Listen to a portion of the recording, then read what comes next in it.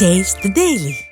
தமிழகத்தின் முதல் பெண் முதல்வர் ஜானகி ராமச்சந்திரனின் நூற்றாண்டு விழாவை முன்னிட்டு நடிகர் பிரபு புகழாரம் சூட்டியுள்ளார். அந்த காணொளிகளை தற்போது பார்க்கலாம். வணக்கம். நம்ம தமிழ் திரையுலகத்தில் முதல் பெண் முதலமைச்சராக இருந்தவர் அம்மையார் ஜானகி எம்ஜிஆர் அவர்கள். மக்கள் தலைமை அவர்களை எங்க அப்பா நடிகர் திலகம் அண்ணா அண்ணா என்றுதான் ரொம்ப அன்பாக அழைப்பார்.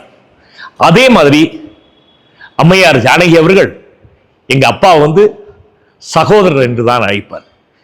எங்க குடும்பத்து மேல முக்கியமா என் மேல ரொம்ப பாசமும் அன்பு காட்டக்கூடியவர் ஜானகி அம்மா அவர்கள்.